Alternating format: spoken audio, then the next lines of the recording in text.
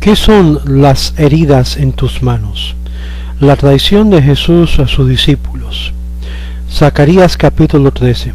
Cuando uno habla con un cristiano mesiánico o nezarita sobre el por qué Jesús, Yeshua, no es el Mesías según la tradición hebrea y según nuestras escrituras hebreas, una de las citas que ellos nos dan en referencia a su respuesta como defensa que Jesús vendrá y todos lo verán, mostrando así las heridas que recibió por los judíos por haberlo rechazado. La cita que emplean es Zacarías capítulo 13. Según la escatología cristiana, esto ocurrirá en la supuesta segunda venida o parucía, apariencia de Jesús o Yeshua. Es aquí y ahí que el pueblo de Israel, como todo el mundo, verán las heridas en las manos o brazos de Jesús, Yeshua, demostrando que Él es el Mesías. Finalmente todo Israel lo recibirá según los cristianos. Pero quiero responder a estos amigos cristianos, mesiánicos, nezaritas, que claramente no solo malinterpretan nuestras escrituras hebreas, sino pasan por alto lo que Jesús le había avisado y dijo a sus propios emisarios en su fracaso como el buen pastor, dando como cita el famoso pasaje de Zacarías de las heridas del falso pastor, el falso profeta. Veremos que no solo nuestro profeta Zacarías claramente indica esto, el mismo Jesús lo dice, sino también Gamaliel, según la Biblia cristiana, testifica en contra del movimiento cuando el movimiento de Jesús, el judío, fracasó de existir como el movimiento de los nezaritas, ebionitas, con su líder judíos, que originalmente terminó de existir como secta de los judíos alrededor del año 125 o 135 de la era común. Y en cumplimiento de las palabras del profeta, más de 2/3 de ellos fueron matados, murieron muertes horribles, siendo dispersados por todo el mundo, y los demás, como Pedro, regresaron al judaísmo normal, rechazando el error de su fundador. Esto según la tradición recibida por el rabino y talmudista Jacob Emden del siglo XVII, cuando hace referencia que él compuso uno de nuestros cantos en el Shabbat, y fue él a donde declara la soberanía del Eterno como rey y ningún hombre. Esto nadie le ha dicho hasta ahora. Veamos la fuente cristiana, a donde el mismo Jesús cita el pasaje de Zacarías y la decepción que predijo que había de acontecer con aquellos que lo habían de seguir al acontecer el cumplimiento profético, que él, el falso pastor, habría de ser herido. Dice Jesús, es el mismo personaje. La traición de Jesús a sus discípulos. Entonces Jesús le dijo: todos ustedes caerán esta noche, ya no sabrán qué pensar de mí, pues dicen las escrituras, heriré al pastor y se dispersarán las ovejas del rebaño, citando Zacarías 13. Es interesante Mateo 26, versos 31 al 32, donde hallamos las palabras estas de Jesús. El evento ocurre después de la cena pascual, en la cual anticipó que uno de sus emisarios habrían de entregarle a las autoridades, algo que vio de antemano y planificó su salida sobre la vivencia. Aquí vemos en aspecto analítico de este personaje de la historia. Vea el verso 35 al 75, la versión, la Biblia Latinoamérica, ediciones Paulinas, Verbo Divino. Pues aquí, después de mi resurrección, indica el verso de Mateo. La palabra griego de resurrección no es como mucha gente piensa hablando de después de la muerte, sino que la palabra en griego egeiro no significa resurrección, sino literalmente significa ser erguido de su herida, es decir, levantarse de sus heridas, implicando ya una preplanificación de parte de Jesús de resucitarlo después de sus heridas, es decir, de estar aliviado, o mejor dicho, levantado de sus heridas recibidas, que él iría delante de ustedes a Galilea. Aquí hallamos algo sorprendente saliendo de la boca de Jesús, que los discípulos mismos de Jesús habrían de caer no solo en duda, pero en un sentimiento y reconocimiento que Jesús les traicionó, al no ser el prometido a la luz de las palabras proféticas. Estas palabras de parte del mismo Jesús a sus emisarios eran para afirmar sus dudas con las palabras del profeta Zacarías, y si habría él de sobrevivir este acontecimiento, sería solo por la merced divino y por las preplanificaciones que Jesús mismo tomó en anticipación de este evento que él vio por venir. En el comentario bíblico de Jerónimo, editado por el Dr. Raymond Brown, teólogo católico, en la página 109 menciona que Mateo tiene una aparición en Galilea, pero Marcos no hay tal mención.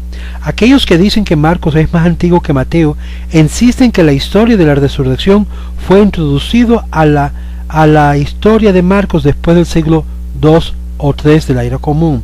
Los versos de Marcos 16 al 19, del 9 al 20, a donde mencionan las apariciones, no son auténticos según Eusebio y no escritos por Marcos. Jerónimo, en contra de Pelegamios 2.15, dice que fue añadido por un escriba contemporáneo, no del escritor Marcos. Vea también la página 60. Razón aún para dudar las apariencias post-eruguía de Jesús, es decir, la historia del cuento de la resurrección es muy probable después que los evangelistas escribieron su testimonio. Entró en ellos para explicar o inventar la sobrevivencia de Jesús y el nuevo movimiento bajo nuevo liderazgo no judío. Y fue aquí, por lo tanto, no es tanto que fue el traicionado por Judas, como dicen los que recuentan la historia, porque él ya sabía de este evento de la traición. Ve el verso 20 de Mateo 26. ¿Y quién era el que lo iba a echar para adelante? Como pueden leer en el verso 22 al 29. Sino el hecho que él cita al profeta Zacarías, que todos los profetas en el capítulo 13 leemos lo que dice y como nuestros sabios lo han interpretado, lo que es el mismo Jesús que entendió este pasaje que se refería a él. Vamos a leer el pasaje de Zacarías capítulo 13. ¿Qué son estas heridas? Los 9 versos que vamos a leer cambiará su mente sobre Jesús, Yeshua, como el buen pastor o el profeta o el Mesías. Zacarías 13 versos 1 al 9. Vamos a leerlo de la versión hebrea al castellano por la edición Katz, Jerusalén de México. En aquel día estará la fuente abierta para la casa de David y para los habitantes de Jerusalén, para purificación y para purificarse de la impureza de la menstruación. Sucederá en aquel día, dice el Eterno de los ejércitos, que cortaré los nombres de los fetiches de la tierra, y no serán recordados más. También los profetas falsos al espíritu de impureza haré desaparecer de la tierra. Sucederá que cuando aún profetice falsamente un hombre, que le dirán su padre, su madre, que lo engendraron, no vivirás, porque has hablado en el nombre del Eterno, y lo traspasarán su padre y su madre, que lo engendraron, cuando profetice. Será en aquel día que se avergonzarán los falsos profetas, cada uno de su visión, cuando profetice falsamente, ni se vestirán un manto de pelo para mentir. Entonces dirá: yo no soy un profeta, sino yo soy un trabajador de la tierra, porque una persona ganadera soy desde mi juventud. Y le preguntará a alguno: ¿qué son las heridas entre tus manos? Hebreo es yadeja. Y responderá: con las que fui herido en la casa de los que me aman. Oh espada, despiértate sobre el que dice ser mi pastor, y sobre el varón que dice ser de mi pueblo. Dice el Eterno de los ejércitos, hiera el pastor, que se desparramen las ovejas, y volveré mi mano sobre los jóvenes pecadores. Sucederá que en toda la tierra, dice el Eterno, que 2/3 partes de ellas serán cortadas pereciendo, y 1/3 parte quedará en ella. Pasaré el tercio por fuego, y los purificaré como se purifica la plata, y los refinaré como refina el oro. Él invocará mi nombre, y yo le responderé.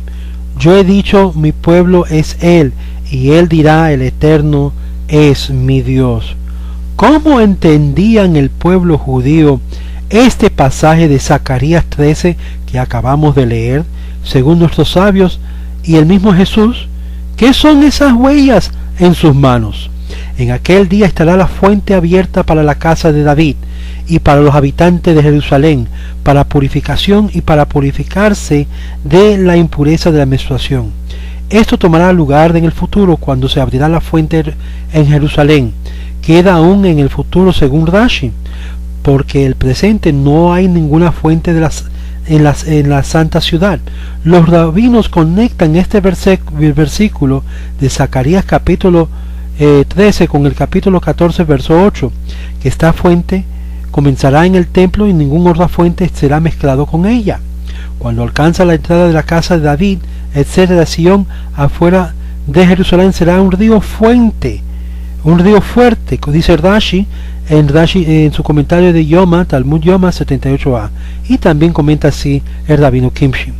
Para purificación, ellos no tendrán que ir de la ciudad para obtener agua de alguna fuente para purificar a alguien de su contaminación de un cuerpo muerto. El agua será hallado en Jerusalén mismo.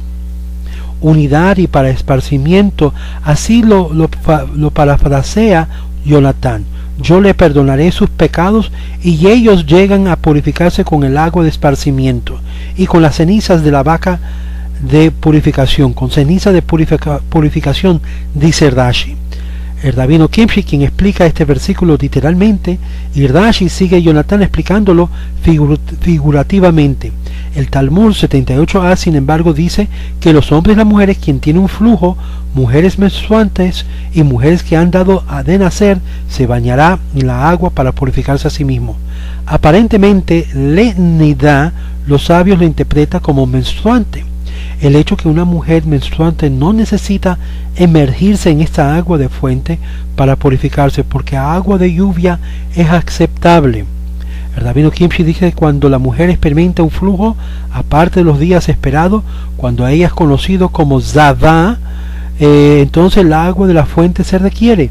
La halajá, sin embargo, es aún en el caso que de una mujer que tenga Zavá, agua de una fuente no es requerido. Nuestra mikvaot, mikvas, como una regla, contiene agua de lluvia y por lo tanto es aplicable. Dice el verso 2: sucederá en aquel día, dice el Eterno de los ejércitos, que cortaré los nombres de los fetiches de la tierra, y no serán recordados más. También los falsos profetas al espíritu de impureza haré desaparecer de la tierra. Aquí Kimshi dice que esto habla de los ídolos que estaban ahí antemano, los ídolos que adoraban hoy en día, hombres hechos de Dios, y también sus falsos profetas. Los falsos profetas, dice Rashi de Jonatán, que señala aquí también Kimshi, señala que estos son los falsos profetas que aún estaban durante el primer templo. El espíritu de impureza, esto se habla de la inclinación malévola que estaban sobre todos los líderes. El espíritu de impureza, la inclinación malévola, en la cual estaba operando sobre muchos de los líderes de ese tiempo, incluyendo en particular aquellos que querían forzar la visión a la realidad. Verso 3: y sucederá que cuando aún profetiza falsamente un hombre, que le dirán su padre y su madre que lo engendraron, no vivirás, porque has hablado en el nombre del Eterno. Y lo traspasaron su padre y su madre que lo engendraron cuando profetice.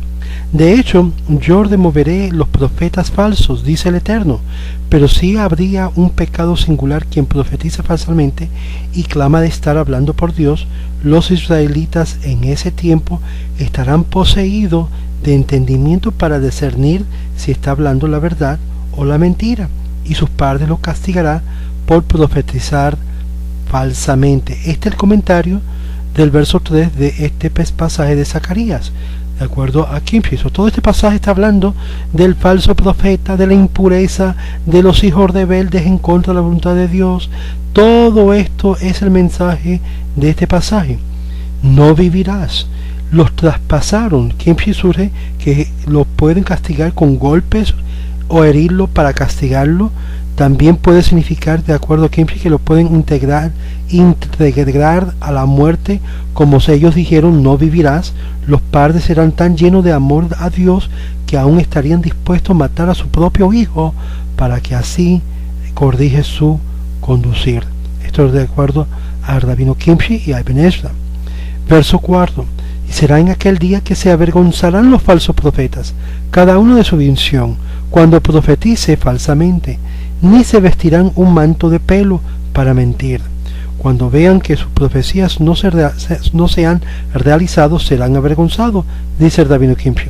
Manto de pelo, así era la costumbre de aquellos días para seducir y desviar al pueblo, envuelto con sus mantos como si eran piadosos, hombres justos y aún milagreros de señales y prodigios de sanaciones, para mostrar que ellos adoraban a Dios y eran penitentes de sus pecados. Ellos se vestían de mantos de pelo, no sea que pudieran reconocerlos. Rashi explica estos en 2 versículos de estas 2 formas.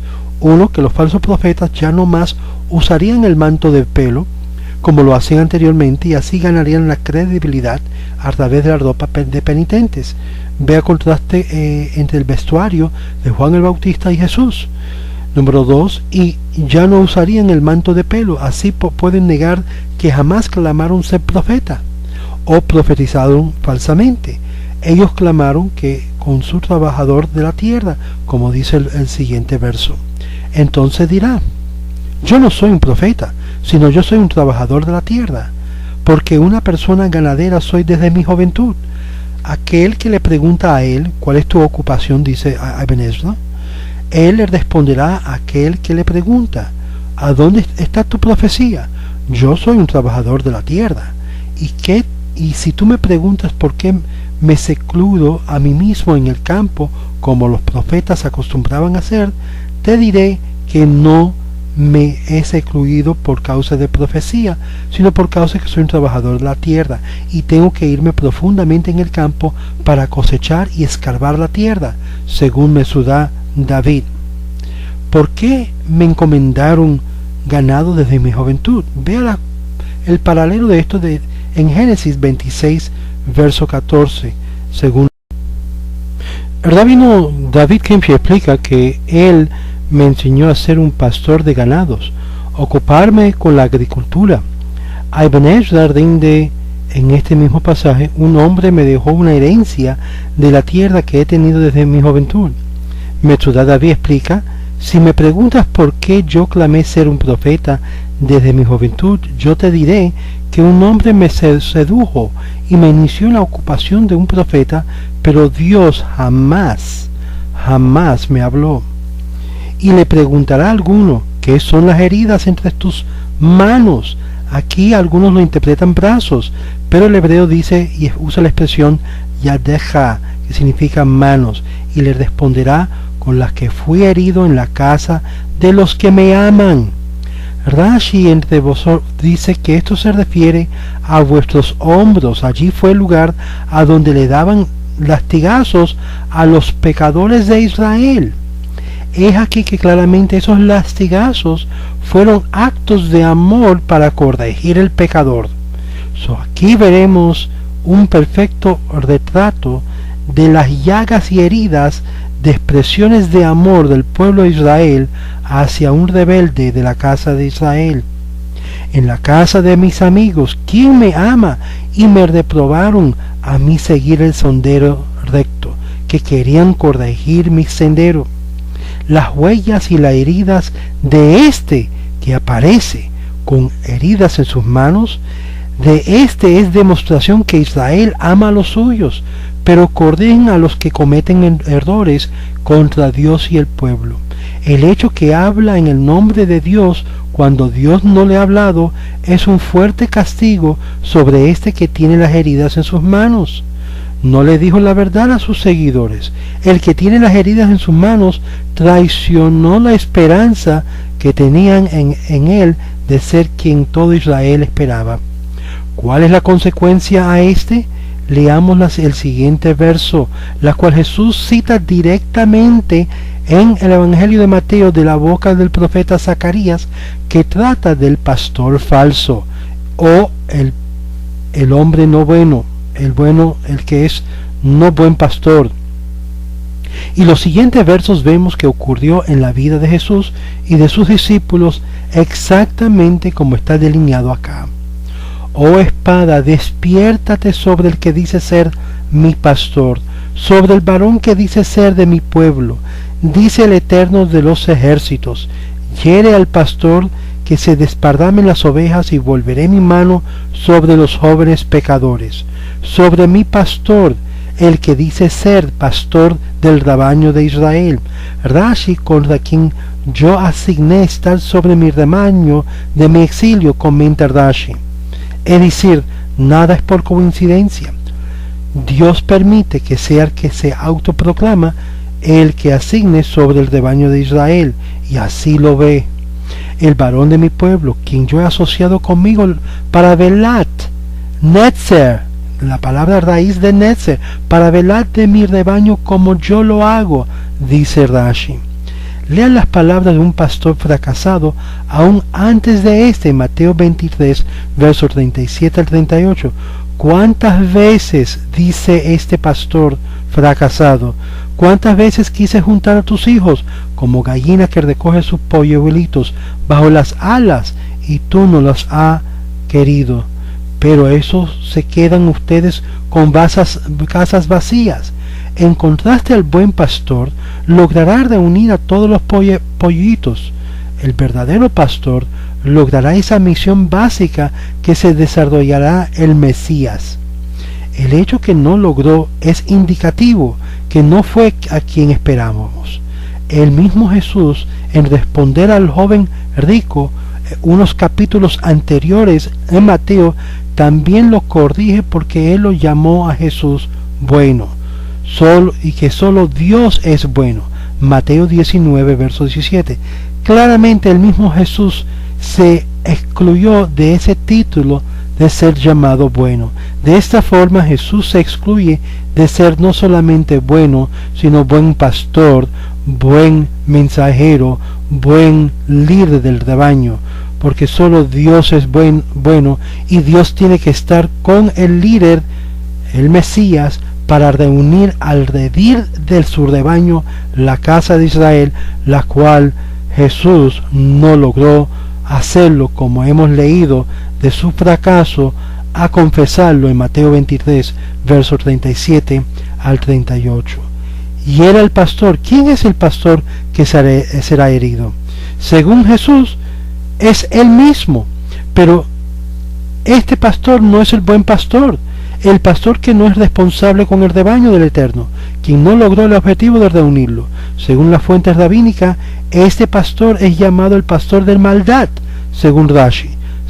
Según el rabino Kimchi, es el rey del reinado de maldad.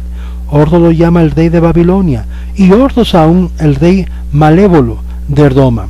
No debe de confundir este pastor con el anterior del capítulo 11 de Zacarías, la cual los comentaristas rabínicos habían identificado como Herodes. El hecho que Jesús mismo se ve como el pastor que habría de ser herido indica un escándalo de nivel mundial para el mundo de la cristiandad. Este Jesús es un pseudo pastor, la cual Dios mismo juzga y castiga por tratar de adelantar y forzar la venida del Mesías antes de su tiempo. Esto, y a él le corresponde lo dicho de Daniel capítulo 11, verso 14. Y los hijos de los rebeldes de su pueblo se exaltarán para traer a la realización la visión pero fracasarán. Daniel 11, verso 14. Un pastor, profeta y Mesías fracasados es lo que vemos con el herido como el pastor falso. ¿Qué son esas heridas? Son las heridas de un pastor, profeta y Mesías fracasado. Y Jesús acepta que esta profecía se cumple en él, es decir, con sus propias palabras, él se autoincrimina que él es en sí este falso profeta, este falso Mesías mencionado por el profeta Zacarías. Desparramen las ovejas, el rebaño sujeto a su regir, literalmente bajo presión de su mano, dice Rashi. ¿Bajo quién está el rebaño de las masas del mundo? Está bajo, sino la de este Jesús, como corderos bajo sus manos. Y volveré mis manos sobre los jóvenes, repetiré mi golpe una segunda vez. Esto implica no solamente en el tiempo que estaba vivo el Jesús, sino para todo en el futuro. Hay una traición mundial que ocurrirá cuando él haga real y todos verán las huellas, las heridas en sus manos. Habrá un gran escándalo mundial cuando llega el mundo a reconocer que este Jesús que habían creído en él no es el Mesías prometido, sino que fue uno que habló cuando no estaba supuesto a hablar. Y la historia lo demarcará así.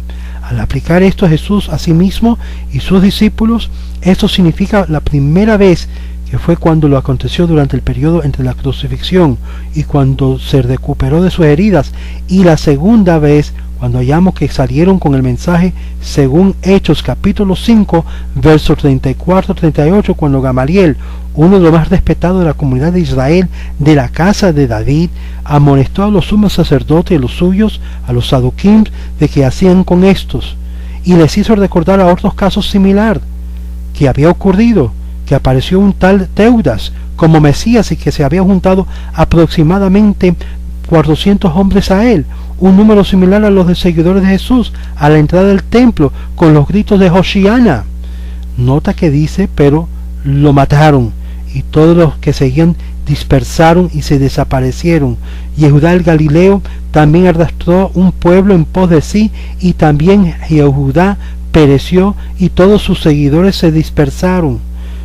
Esto igual pasó con Jesús después de su muerte y su alegación de ser ascendido a los cielos. Los jóvenes pecadores son los regentes, quienes los pequeños, que los reyes, y así rinden Jonatán. El rebaño será desparramado. Los regentes desparramará sobre los pequeñitos, sus oficiales, que son los segundos a ellos. Así lo rinde Jonatán en este verso. Oh espada, revélate contra el rey y contra su regente, su colega, quien es como él, quien es semejante a él. Dice el Señor de los ejércitos: mata al rey y los regentes se desparramará. Sin duda, a la luz de la autoincriminación de Jesús de sí mismo, esto también aplica a los regentes de Jesús de su dinastía.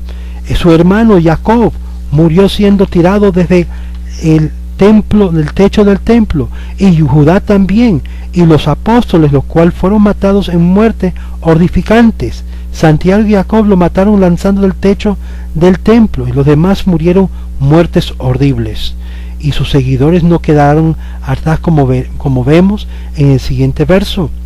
Ya para el año 135 de la era común, el movimiento original de Jesús y Santiago y la dinastía de este descendiente de David cesaron de existir.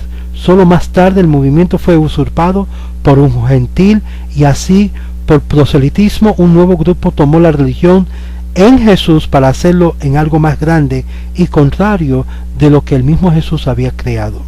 Verso 8 de Zacarías: y sucederá en toda la tierra, dice el Eterno, que 2/3 partes de ellas serán cortadas pereciendo, 1/3 parte quedará.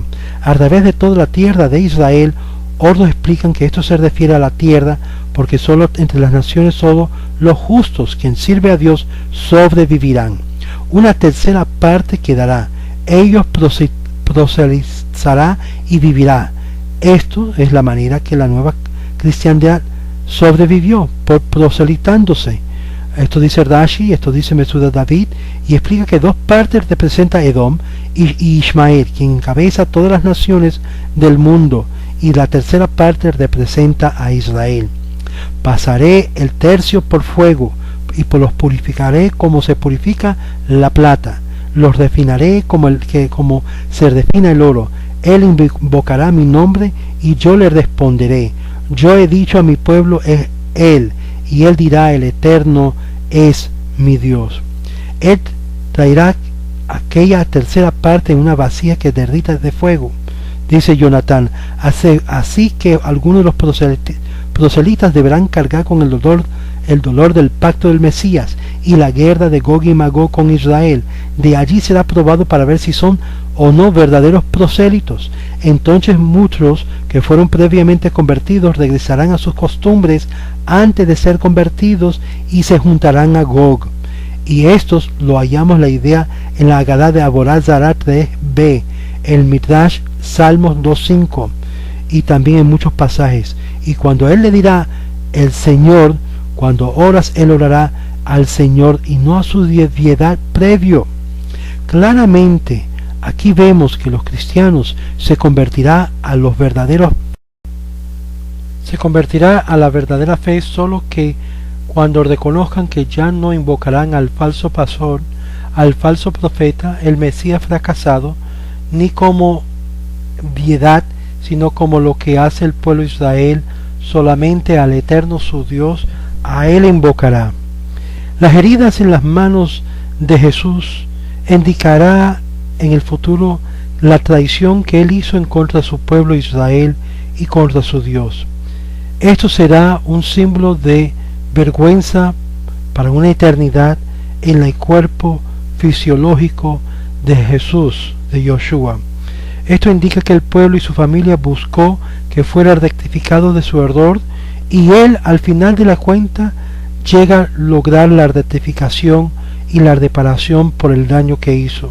Y como resultado de una gran multitud siguiéndolo serán todos prosélitos para el Dios eterno a la fe de los judíos. Y esto lo cuenta por muchas fuentes rabínicas. Es por esto que yo le digo a mis amigos cristianos, sin duda nosotros sí creemos que Jesús va a regresar, pero no como ustedes piensan. Va a regresar para mostrar esas heridas que él recibió en la casa de los que le aman, para demostrarle a todo el mundo el hecho de que esas marcas demuestran que él en sí no era el verdadero Mesías, sino habló cuando no estaba supuesto a hablar. Si vamos a ver que en el tiempo final este Yeshua, el Yehudí, cuando regresa de nuevo, regresará para clarificar a todos que han puesto su fe en él, que no debían haber puesto su fe en él, sino solamente su fe en el Dios que él también servía, pero que había cometido un error, y es de traer a todos los hombres hacia él en vez hacia Dios, el único verdadero Dios y no una creación. Amigos, ahora usted tiene la oportunidad de rectificar sus creencias y poner su fe en el verdadero Dios, el único Dios, el Dios de Israel. Lo puedes hacer comunicándose con nosotros en loscaminosdeisrael@yahoo.com, loscaminosdeisrael@yahoo.com. Estos videos sirven para educar y enseñar aún el mundo cristiano de la necesidad de ellos de seguir la fe de Jesús, pero no la fe en Jesús. La fe de Jesús es el judaísmo, la fe en Jesús es la cristiandad, es el mesianismo, los mesiánicos, es estos grupos nezaritim que tratan de desviar al pueblo del enfoque real. Le deseo a cada uno de ustedes shalom, shalom, ubraja y hatzlacha. Shalom.